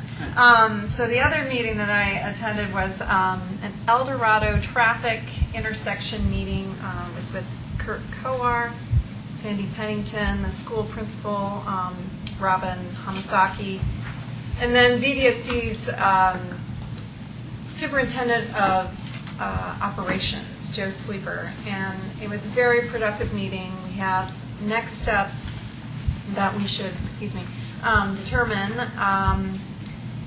First of all, the school has some work that they need to do in their park and go or hug and go lanes and the flow of their parking. And then after spring break, I think they'll look at making some kind of mock run of how they will change and what will work for that parking lot, which will give them a better idea of what the town needs to do as far as for that specific intersection at Indiana and Mount Sopris. It could be as simple as, restriping, taking out the crosswalks on two sides, or it could be putting up signs that say no right turn or no left turn, or there'll be a number of things that we'll do, but they'll be very minimal at that point. So I'm sure we'll have another meeting probably in the spring. And that's it. Great, thanks. Trustee Gregorius. Yeah, I think Governor Hickenlooper's work session in economic development had a lot of great things, and a lot of them have been talked about already. Just personally, I just found the governor to be just very humble man. He wanted other people to just address him by his first name, John. Didn't wear a tie or anything. He was very loose. Great listener. He made some opening remarks, but really for the most part he listened as everybody around from all the different counties shared their concerns and their thoughts. Very important for him to have transparency and high ethical standards across the board, and really cutting the red tape for him. That's very important, and the balance between that and some form of regulation. But It's funny how beer came up so often. yeah, beer came up a lot with him, yeah. He also talked about branding the state of Colorado much better. We live in this incredible state with tremendous natural beauty and natural resources, and that we really haven't done that good of a job of branding. There are several companies that have their corporate headquarters here in Colorado. So I hope he has more of those work sessions. I think it was very well attended. The town of Superior was very well represented, and Boulder County as well. The only other thing is we had a US 36 Interchange Committee meeting with you and Jay and Kurt and Alex and the mayor, just discussing some of the options. Been a long time coming. We're trying to make progress with our friendly neighbors next door as to what to do with the McCaslin interchange and getting on 36. So we have some unique options, so we'll see how it goes. And didn't you mention something that you wanted to put a roundabout in the middle of US 36? Blow up the bridge and just, yeah. A massive roundabout, Massive yeah, roundabout, of right. European proportions, yeah. Well, we'll see. The Arc de Triomphe. Yeah, basically. Trustee, Victory. Trustee Pennington. To build on the previous comments, the State of Colorado Economic Development meeting with Governor Hickenlooper, his firm concept is that economic development starts locally. So he assembled a panel of, 10 or 12 local economic development coordinators or directors. Lots of good ideas, as has been reported here, but obviously we agree that it starts locally, which is why we as a board are initiating our own efforts on that front. Traffic and Safety Committee, compliments to Kurt and to Alex Arenello. When Traffic and Safety met with the principal at El Dorado K-8 and parents at El Dorado K-8 previously, it was actually going to be a much higher cost alternative that we were investigating. And because of the traffic studies that Alex did and the dry runs that Kurt helped put in place, we were able to identify that the problems we thought existed didn't exist, and other problems instead existed. And those have actually much lower cost solutions. So that is just a real good testament to the quality of the staff we have in place. Jefferson Parkway Board meeting, also attended that, and obviously the net takeaway there was that we have a battle in front of us. And it's not going to be easy street on that one. Also attended Historical Commission meeting. That's always fun. Those people have their charge well in hand. And then Matt and I hosted a contingent of folks from the Louisville Library here a week or week and a half ago, and we're finalizing the procedures to put into place the drop box over here. So that's going quite well. I raised this issue with the chairman of ProStack, but would like to put it forth in this forum as well. I've been reading a lot, as have I'm sure most of you, about the contentious bike trail use from cyclists that is in Boulder City and Boulder County. And I do think that we would be wise to take that into consideration prior to opening up our own Colton Trailhead, because that is such a beautiful trail for bikes. So I think probably sooner rather than later we're going to have bike and hiker conflicts there. And if we can anticipate that and possibly come up with some innovative solutions to how we can accommodate both and keep everybody happy there, or suggest them to Boulder County. Yeah, or, that's what we'd have to do, yeah. because that's on Boulder County property, so it's... Right. yeah. But I think that we've got this sort of partnership on that going, that if we can actually, maybe actually innovate some solutions to where we can both peacefully coexist and have this be a positive thing and not a negative thing. Actually, the bigger contentious area is more likely to be around the single tree, single track trail that goes down further. This new trail is wide enough to drive a truck on. Right. Well, that's what I was going to say. This particular trail is pretty wide. I would be surprised if there's But conflict. the new trail connection down to 66, that has some real potential for it. Yeah, I just think there is, I think the city and county have sort of gotten mired in this heated discussion, and we've maybe lost some level-headedness in that, and if we can anticipate it and give it some thought, maybe we can avoid all that and actually have a positive experience. So just want to throw that out. And then I wanted to just make sure that we've got the March retreat sort of in our sights. And Yeah. In this week's digest will be some information with regard to dates and Right. future meetings. Malcolm Fleming, the city manager for Louisville, called and wanted to know if there was a date we could get together with their city council, just have a dinner and Great. general discussion. Great. So they'll have information there. On the retreat, I would actually like to suggest a Saturday, so we have a little more time to play around with and aren't so bounded by after-work schedules when everybody's already tired. So if my fellow trustees would consider that. I think that might actually be a good thing. And then I'd actually like us to, I don't know what the procedure is for finalizing the actual annual calendar. Sometimes we have conflicts around spring break and Christmas, and I thought it might be wise if we actually sort of take a look at those and set our meeting dates so people can plan their schedules. That's all. Thank you. And Trustee Gurgis, did you have something else, or I was just had saying to the do with the cultural trail? trail is fairly wide, so I imagine that the conflict might be just like Joe said, further down. Yeah, the problem with that is if you've ever had a cyclist going 30 miles an hour or 40 miles an hour coming up behind you, and you're just about ready to step out with your dog who's investigating something, it would, those are the conflicts I'm trying to avoid there. Common courtesy is the solution. I think bells on bikes Why possibly they would help. No, they're useless because people have iPod Yeah, they don't, exactly, Yeah. wouldn't hear and it. headphones on and don't hear the bells anyway. Well, I've been bikes are, warned. bikes are supposed to say on your left or on Yeah, your right, right. so that you can figure out where to go as a Bells pedestrian. are the right answer. But they don't always do that. Mr. Magley? Let's see. Mentioned the El Dorado K, which I was happy to see that resolution there. I don't know if anybody saw that the superintendent for Boulder Valley School Districts has decided to resign, and sounds like he's going to stay on until the end of the year, I think. So that is probably, I would imagine, good for the school district to help in the transition. I was curious, I had a question about the Weekly Digest.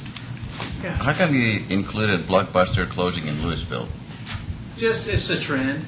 Oh, okay. I mean, Blockbuster's slowly closing stores throughout the state and I would imagine nation, so. Netflix is taking them to task. Redbox, Netflix. Redbox. And actually, Blockbuster's moved to the kiosks as well. They're in the Oh, they same have. way. Grocery chain, so.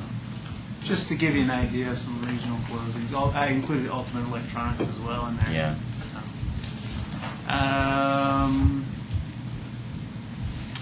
Included information on sales tax. We got our year-end information there.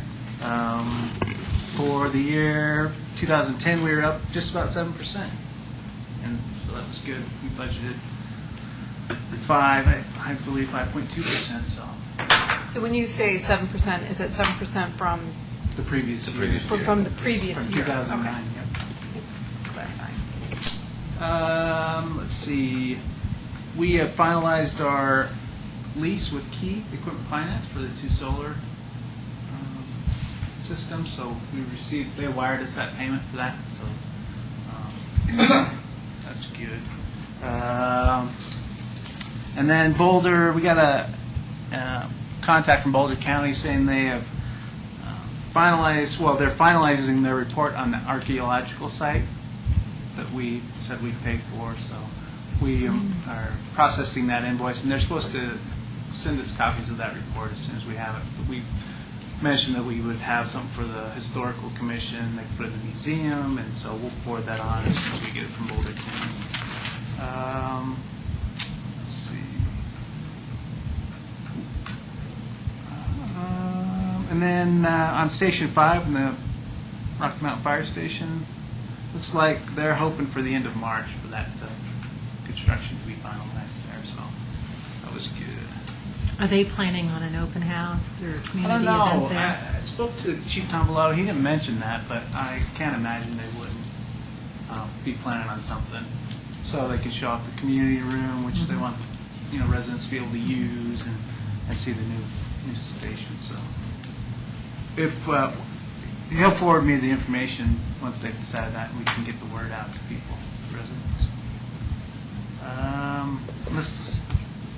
That's it, unless there's specific questions on the. Just There's a lot a of review of information. the agenda, just the Rock Creek Parkway underpass facade treatment. Yeah. Can you just give us a little So synopsis? Kurt will of- have information on options to consider on that, whether we want to do some type of a public arts contest or program there. The residents could do something like that. If we just want to sandblast it, or if we want to do maybe some tile upgrades on the interior. Mhm.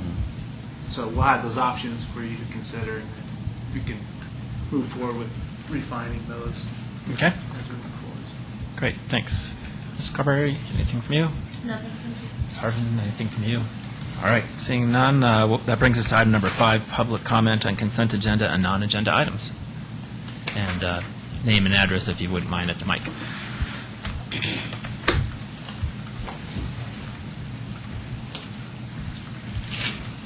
Gladys Forgy, 404 South Third Avenue.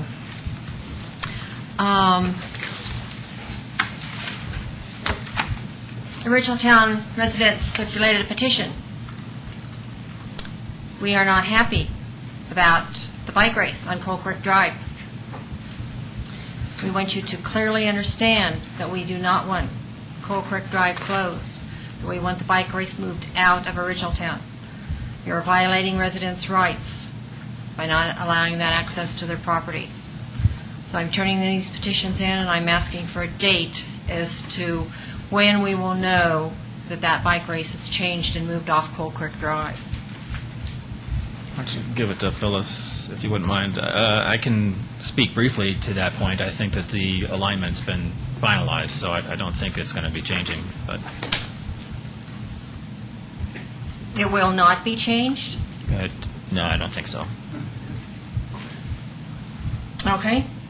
Then I will take that answer to that petition right now, and that tells me exactly what my next step needs to be. I have comments on the CIP section that is on the agenda. Do I make those comments now or at the time that it comes up to be discussed? Yep, so that's pulled, so when that comes up.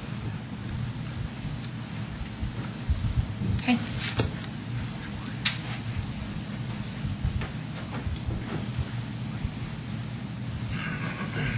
Good evening. My name is Robert Momartz, 1630 Egret Way.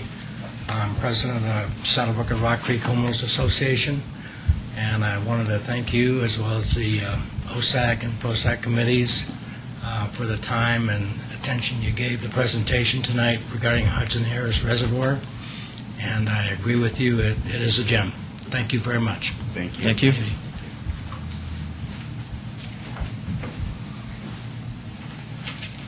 Good evening, Board. George Kuffner, 109 South Forest. I got just a few questions here I want to ask you. I think Mr. Hanson was on the right track by moving our agenda back one day to Wednesday instead of coming out late on Thursday, so at 4:30. We had that situation before until we had a different town manager that thought it was important for him to have it out on Thursday. I suggested this a year and a half ago that we should move it back to give more people more time to digest what they have in it. So will the board take this into consideration on Mr. Hanson's recommendation that he recommended a couple of weeks ago? I wasn't here the last meeting. The next thing, I see in a newspaper, not by the town, not no publicity by the town, that the town taxes was increased 6.9% from what it went up the year before, which is about $500,000. In Boulder Camera on Friday. Which taxes are you referencing? I'm referencing the sales tax from the Sales stores tax. are increased that you people can spend. I'm recommending that we put a little bit of this money on some of the debt that we have in the Districts 1, 2, and 3, and the Urban Renewal Authority, which we all voted for a $10 million bond issue to buy open space, which we pay back $22 million after everything's paid. So I think you ought to take consideration to start paying the debt in this town instead of doing other things with our money. And I'd like the general public to know what we are doing with it, period.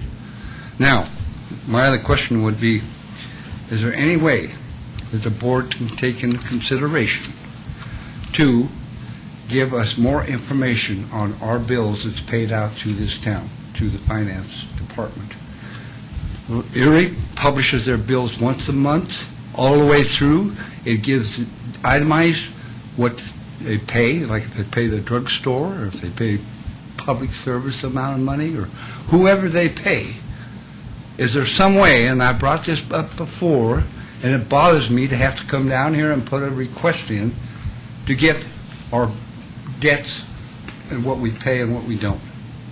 I can't keep up with it the way they just hand you a thing with a bunch of numbers. That's not copacetic George, to I me. think that is on the internet right now. It's several layers down, and I think maybe you're requesting that it actually be on the home more accessible, but that is on the internet. I'm happy to sit down with you and show you where that is. I don't have internet. I don't have a computer.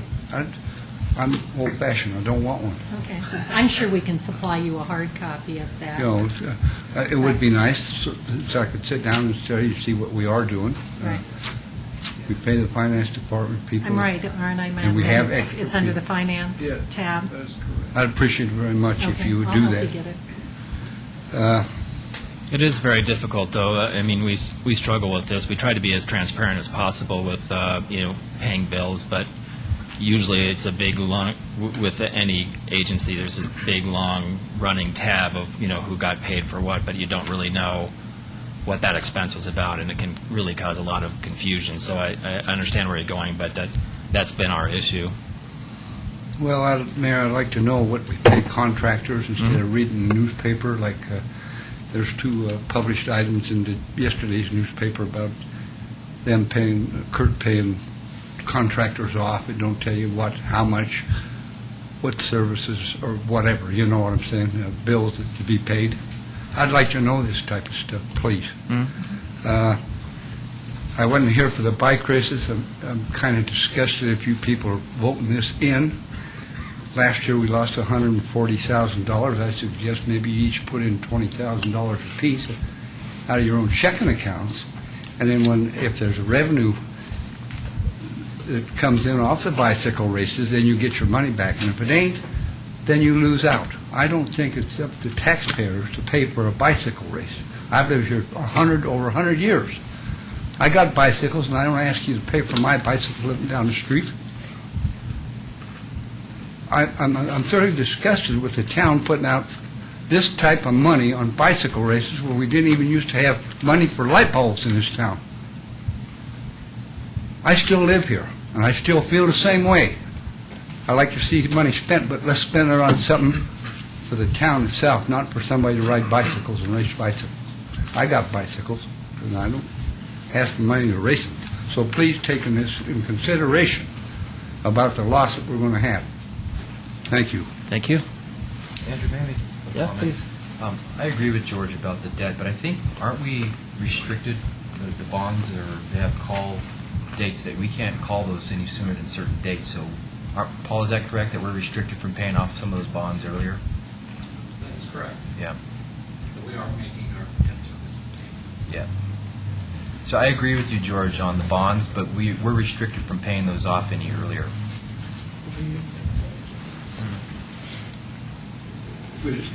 Okay. Just to follow up on the Wednesday packet, when we go to electronic packets, does that make it any easier to turn them around by Wednesday? It's not so much the production of the packet, it's the work leading up to the packet. Finalizing the contracts, making sure all the information's in the cover memo, everything's tied up and ready to go. That's the bigger thing. Okay. We used to do Fridays, and then we moved to Thursdays. And the more you push it earlier, the more likely it is to push items further out as when they're ready to go and when we can get them on the agenda. Trustee Gagouras? So I think there's a fine balance between the two. I agree that Friday was really late, and that we can get ready by Monday. But Wednesday, that's the problem with Wednesday. The idea would be to be able to do both, but I don't think we're going to have both. So I'd rather have items on the agenda that we can actually move some business forward. So I think Thursday is the compromise. That's how it's been for the last little while. So Thursday, I understand what he's saying about Wednesday, yeah, I but do too. I mean, if we can get the same on Wednesday as we do Thursday, by all means, let's do it on Wednesday. But if we're going to miss out on certain things, I'm not sure it's worth it. Given, however, the beauty and ease of electronic distribution, is it even possible to get part of it out Wednesday afternoon and part of it out Thursday morning? Is that more trouble than it's worth? Well, that gets that could create problems because you're getting certain parts of the packet out on Wednesday, and they may be. It just, I think it would create more confusion than it does. Yeah, we still have to print them for George and others, Yeah. so And there's I'll still just that make- printing component. But I'd like to make a comment on that because I've been digital since 2008, and there was a couple times when you were piecemealing it to me, and it was a nightmare figuring out what came first, what was in the middle, what was. I mean, I was reading everything backwards, upside. I mean, it was ridiculous, and it was very difficult to figure out where I was and where we were. Because the point is, when we have a large packet, George isn't the only one who's having trouble reading through it. Sometimes it's a lot of time for us trustees as well, and I would appreciate having a little more time to ask staff questions on Friday, et cetera. But I do understand the restrictions as well. But Thursday still gives you like 96 hours practically. If you think about it, it's really 4 full days. So to me, that's reasonable. That's the compromise we reached a few years ago. I like how you translated that into hours. Yeah, well, not that it's going to take you 96 hours to read it, God forbid that. Elia never goes to There you go. sleep. I mean, Let's see, any additional public comment on consent agenda or non-agenda items? Seeing none, this brings us to what I enjoyed perhaps the most, which is recognizing all the volunteerism that we have within the town of Superior, and we've been very lucky and blessed to have people that are willing to step up to the plate and make this town a better place because of their efforts. So tonight we have proclamations for John Craycraft and Andrew Wing, and so I'm just going to read these, and I'd like to present them to them if that would be okay with them. And I'm going to probably free flow this, but this is a proclamation of the Board of Trustees of the Town of Superior in appreciation of the service of John Craycraft and Andrew Wing for their efforts on the Parks, Recreation, Open Space, and Trails Advisory Committee meetings, where they've done a whole bunch of work, including 3 parks, Community Park East, installation of several trail connections, reviewing the Open Space and Trail Advisory Committee, annually detailed 5-year budget recommendations and trail plans. So with that, I'd like to recognize that the Town of Superior hereby proclaims its appreciation to John Craycraft and Andrew Wing for their significant contributions to the community and for their service on the Parks, Recreation, Open Space, and Trails Advisory Committee meeting. So thank you very much, and if you'd be willing, I'd like to give you a little something. So everybody's here.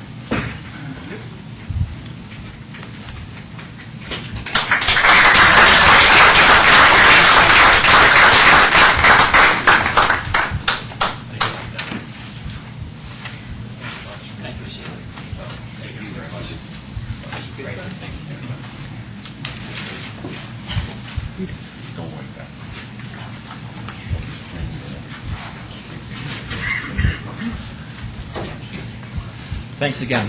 It was really great work on your part, and it's really been an honor to work with all of you. That brings us to the consent agenda tonight, and remaining on the consent agenda is approval of the minutes for January 24th, 2011 meeting, and special meetings of the 31st and February 7th, 2011, acceptance of the minutes of the Historical Commission, Open Space Advisory Committee, and the Parks, Recreation, Open Space, and Trails Advisory Committee meetings, approval of an ordinance amending Chapter 6 of the Superior Municipal Code regarding business license regulations, and an approval of an advisory committee work plans. And I don't think that we're spending money. So, motion to approve the consent agenda by Trustee Hanson, second by Trustee Williams. All in favor? Except for the January 24th for me, Sure. Okay. for the minutes. So that approves the consent agenda. That brings us what was item D, adoption of a resolution approving the capital improvement projects working sheets. Trustee Hansen. Yeah, I just, before I have my comments on it, I'm wondering if maybe we should table this, because the last meeting that we discussed, trustee Skumatz wasn't here, and this is her project, so I'm wondering if we should move this out to another date when she can be here and have her input. And the reason I say that, Matt, is because what was presented was considerably different than what she had presented. Sure. And unless you've spoken to her and she's for it the way it is right now, I emailed her the working sheets and asked her if she wanted to get together to discuss them or go over them, and I never got a reply to her, and I didn't have an opportunity to ask her if she was okay with them. So Okay. I don't know for sure that she's all right with them. I know that I sent them to her, and I didn't get any response. okay. I tried to reach out via phone and email today, just to see if there was an opportunity to talk, but she's away. And So we can- I have comments about them and what I would like to see changed. It's kind of the same what we talked about before, but I think in all fairness, we should wait for trustee Skumatz. We can also, if the board would like, we can approve them as they are and modify them at a later date, or we can, put them off to a future date, the 28th, if you'd like as well. We are going to start moving forward based off kind of what we already have in there, because we've got to get moving on some of these. but- Certainly don't expect you to stop what you're doing, but I still would like to see a little more detail. I know trustee Sorelli says we don't want to micromanage, but I think that we need to have more information on there, and we need to identify critical dates for each action item instead of a quarter. Because Well- that's pretty broad, even from the beginning. And what you're gonna, we can put specific dates in there, but more than likely, they're gonna get pushed. They could get pushed. I used to do this, and that was my job, was to track projects, and I've implemented tracking systems. And we always found, of course, that if you have the specific date identified up front of when you want to initiate the project, when you want the project to finish, you tend to stay on track more. And then when you identify who's responsible for each critical step, and you track these on a weekly basis, that you're more likely to finish the project on time. And if But we, considering everything staff has going on in their different areas of operations, if we had a project manager and that's all they did, I could see maybe that being feasible. But, I have to talk to our staff and see, just as far as the workload, and being able to manage that kind of detail on a weekly basis is going to involve for them as well. weekly by whatever it is, but. We were going to update these monthly, was our plan. And get them on the website, update the board, where things are at, how they're progressing. But As you accomplish them, or as the time frame fleshes itself out and becomes more specific, you intend to fill that in the Right. blank, right? Yep. My perception on this is I'm hoping that this year is the learning curve on this, and that we, after having gone through a year-long process of applying this procedure, this tighter process, to projects, that we'll see what works and what doesn't work, and it leads to just a, better process for next year. So it's a dynamic process. That's how I'm seeing it. But I needed to know whether or not you're seeing it somewhat rigid, or are you seeing it as a dynamic process? no, I think it's going to change as we go through Okay. and learn what works for us and residents and just people knowing what's going on. This is already a good process in my mind, because it tells us what committees are going to see it already, right from the start, so we can plan on that. So we know that information up front. And then we'll take these and then start to work forward as far as when we're going to get those on the agendas for those specific committees, so we can plan the projects out and when we need to go to bid. And so you'll start to see those things come forward as we update them. But Why do we need a resolution to make this happen? Yeah, I was confused about that. well, My thought there was, you know, it Gives a little more credibility and Yeah. emphasis to it. That if you answers actually have the a question that resolution, we so. were constantly asking about what's our process. The resolution sets out our process. That's my thinking on that. You know, the board's voting to proceed with Okay. these projects and the process that we've laid out here, so. Can we do this, just out of courtesy to trustee Skumas, because this is her project, that you guys proceed with whatever you're doing to make sure the projects are staying in process. Right. And then when trustee Skumas gets back, we talk to her and get her involved, and then perhaps put it on the agenda for the next meeting. Is that possible? Yeah. Works for me. Yeah. So just to be clear, so do you want to approve them tonight, or I just would say do whatever you? Just table Table. it. That's fine. Makes no difference, because I suspect the projects will continue to move, whether or not they're We have sheets, to, yeah. sheets or not, Yeah. yes. Some of them, yep. I think there was some public comment regarding this particular issue.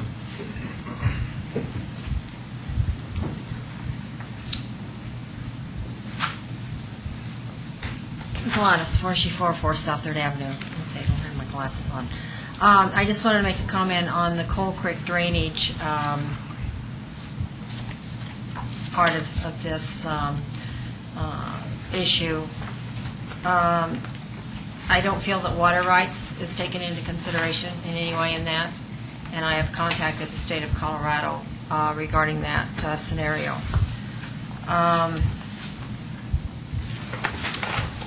Also, the street issue is a massive concern, and that is going to be forced to be handled through the American Disability Act claim that I have filed regarding that issue.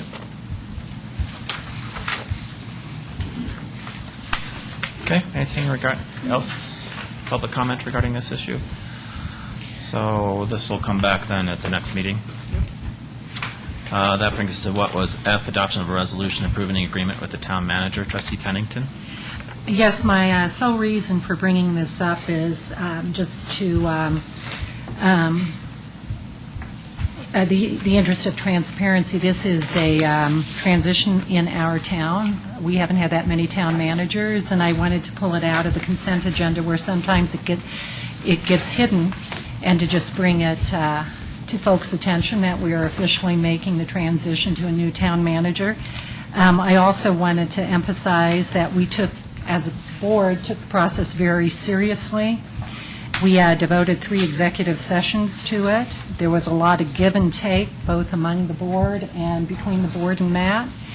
And all in all, excellent process from my perception. So I just wanted to also tell any town member that's interested, the complete contract, it's totally transparent. It was attached to tonight's agenda. It's available at Town Hall, so anybody interested in the details can come and read them. It's all accessible. Great. Additional board comments regarding this? Trustee And- Williams? I just wanted to say that we are very pleased and very excited to have Matt Magley as our next town manager. Thank you.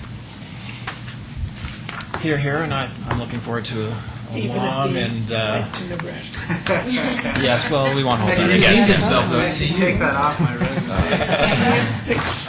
So, Trustee Gregores? Are we not voting on this because we're spending Yes, money? we are. So I just didn't know if there's any more board comment and then public comment. The board is unanimous, and I suspect that's the case. it's the feelings. Seeing no public comment regarding this, I'll entertain a motion. I would like to make a motion for the Town of Superior, for the resolution number R-10, Series 2011, a resolution of the Board of Trustees of the Town of Superior approving an employment agreement with Matthew G. Magley. Motion by Trustee Williams, second by Trustee Gregores. Any further discussion? I'd like to know what the G stands for. Great. Gregores. I wouldn't wish that on anybody. So motion and a second. Phyllis? Sorelli? Yes. Gregoris? Yes. Hanson? Yes. Smuckle? Yes. Pennington? Yes. Williams? Yes. Great, thanks. That brings us to item number 8, adoption of a resolution approving an incentive agreement for Rock Creek Holdings LLC. Mr. Magley? Thank you. Actually, can I call you Town Manager Magley now? Yeah, the first thing, yes. Thank you. This is an agreement for the board's consideration between Rock Creek Holdings, also known as Resolute, and the town of Superior for a town-owned property which totals .93 acres located within the Resolute property. The Resolute property is located just south of the Horizon Apartments, bordered by Colton Road to the south, West Flatiron Circles and the mall to the east, Tyler Drive to the west, and the apartments to the north.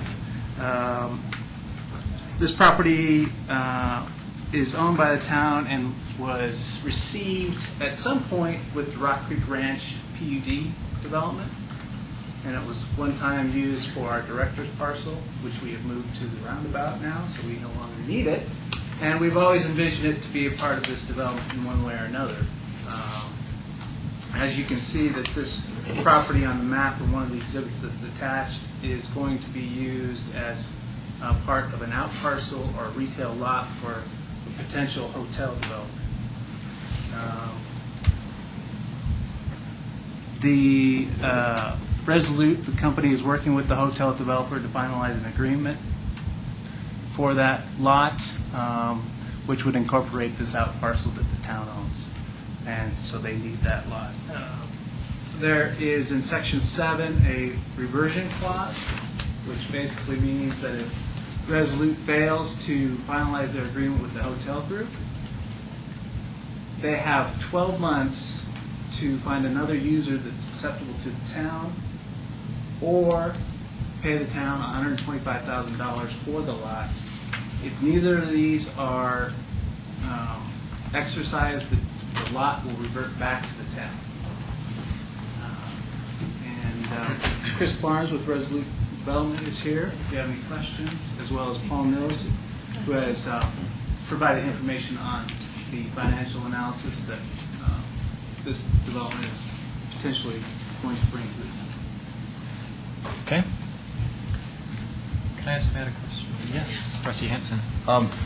What you just said, I highlighted that. It says identify alternate developer and accompanying use, and it's at their discretion? No. Or do they have to present to us first? They have to present to us, and the town has to be okay with it. Okay. The alternative. Satisfactory Okay. to the town. And then the 125,000, is that the value of the property? Yes. Okay. And we arrived at that figure based on comparables to other retail lots in the area. There's some in Broomfield there right off the Colton Road that are actually, it equates to $3.09 a square foot. Those lots over in Broomfield are a little bit less than that. They're going for a little bit less, so we think it's a fair purchase price. Okay.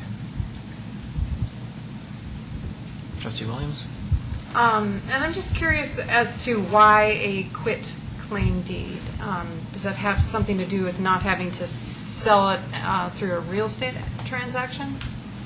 A quitclaim deed legally means that we're giving what we have, and we're not guaranteeing that it's any more than that. So I've not reviewed the title work on how we got this property, but this way we are transferring whatever interest we have in the property.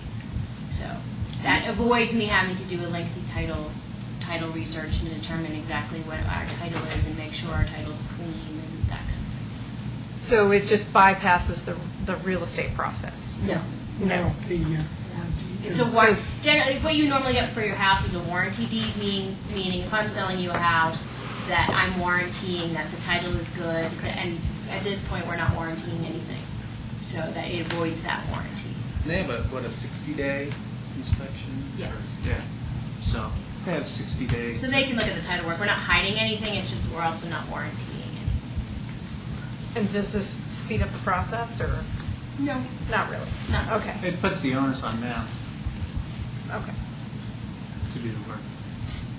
Trustee Gregoris? and then Yeah, just Trustee have a quick Pennington. question. If we were to vote for this, and there's some portions of their plan that I'm not comfortable with, that has no effect with it, because this is going to come before us again, right? Right. Yes. So they still have to come through the process for what, it's a final plat site plan, but it equates to a final development plan, which specifically will do a subdivision. It'll create the lots, the retail lots, the hotel lots, the office lots, plus have all the infrastructure, the architectural design guidelines. It'll have all that as part of that process. Well, I guess more specifically, this is 13 acres, 13.31, and I'm looking at the park space is less than half an acre, and I would like to see that to be a little bit more than that. And that's something we'll discuss through Okay, that so that's process. okay, that's what I want to You will still have clarify. the ability to decide all that as After, a okay. hearing board when you Then, see um, that come forward. Okay, And is there someone here from Resolute? Chris Yeah. Barnes. Right. And I just want to make a little design plea. If this is not the right This time. would not Oh, be yeah, the I'm time. not Yeah. yeah, sorry, we can't. We'll do that during the We'll do that, public okay. hearing. Yeah. That's Trustee- what I was asking, Joe, wasn't sure if they're connected. Trustee Pennington. If the plan changes enough such that the hotel is actually moved west or is reduced in size or whatnot, and it no longer becomes necessary to have this .93 acres, once we've executed the quitclaim, can we It's go not. back on it, or is it No. permanent and it's over with? It's permanent. Okay. So we have not added a caveat in the contract language, have we, that if their plans change and they no longer need it, it reverts back to us? We've got the two other caveats. Right, no, there is no reverter if Right. plans change, no. So I guess I just throw that out at the board. If in fact you end up changing your entire design and the hotel goes over here and this little .93 parcel is no longer material to your decision? Well, and I think the thought behind that is, it's my understanding, this property's always been envisioned as being a part of this development in some way or another. Right. I don't think the town has, at least that I'm aware of, any desire To keep it? To keep it and develop it or use it for something else, so. So at some point, this property was going to be transferred over to the developer or in some other fashion to be a part of the development, so. Okay, so it's not, There- the memo tied it to the hotel development. Right. But in fact, And that's, it's more tied to just the development in general. in the long Okay. run, yeah, but this specific is trying to incent the hotel to be able to start in the development, maybe spur other development as well. Trustee Williams? Did you have something? I'd be happy to discuss my little design change with you Yeah. after the Actually, meeting. no. Yeah, No, Okay. sorry. Don't do that. We have to do all of that discussion during a public hearing Yeah. when they submit an application. Rest assured that Trustee Williams and I are in total agreement, though. I'm not going to say anything else, So I don't know if the representative wants to kind of give us some timelines and any updates that you feel privy to share tonight. Sure, At the mic, if you wouldn't mind terribly, and name and business address. Chris Barnes, 7374 South Alton Way, Centennial, Colorado, 80112. Happy Valentine's Day. It was tough getting here. My wife thought I might be cheating on her on a Valentine's Day business, but I'm here Or web anyways. streaming, so she can you check do it out. That's what I told her. She can pick it up on the web tomorrow or the next day. The camera needs to show the clock. Exactly. Where were you on February 14th at 8 o'clock? There you go. I'll probably get that when I get home. Things are going well. We're almost at final contract with the hotel. The town has actually ushered some other users to us that are looking at a few of our retail pads. I don't know if you know, but Trimble, who's in Broomfield, there's a huge GPS and global tracking device company, is looking for build-to-suit companies to possibly build them 150,000 square foot office complex. We've got a couple of build-to-suit developers that are actually working on that and submitting an RFP on that. So there's activity. It's not at the pricing level that is ideal for us, given what we bought this property at, but it's it's good that there's activity and it's promising, and it's fun to be working on development again. Hear, hear. So, We'd like to hear that. yeah. Yeah. Great, thanks. Thank you. Yep. Anything else from the board? Public comment regarding this particular issue? Seeing none, board action? Trustee Gregoris? I would like to make a motion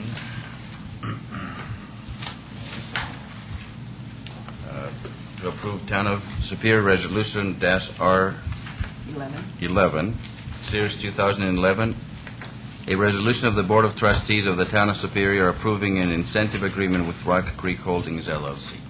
Motion by Trustee Gregoris, is there a second? Trustee Williams, further board discussion? Seeing none, all in favor? It's unanimous, thank you very much. So we're looking forward to more stuff coming soon. Likewise. Yes. We're trying to stay on the timeline. Outstanding. Thank you. too. That brings us to item number 9. Happy Valentine's to you and your wife. Yes. Happy Valentine's Day, everybody. On your date. Exactly. On your date. Had to say that. Executive session to determine positions relative to matters that may be subject to negotiations, develop a strategy for negotiations, and/or instruct negotiators pursuant to CRS 24-6-42(4)(e) regarding the Jefferson County Parkway. Is there a motion? And just for the record, it's the Jefferson Parkway, just to be perfectly clear. Yes, right, Jefferson Parkway, right. Motion by Trustee Williams, is there a second? Trustee Gregoris, all in favor? We're in executive session. Thank you very much.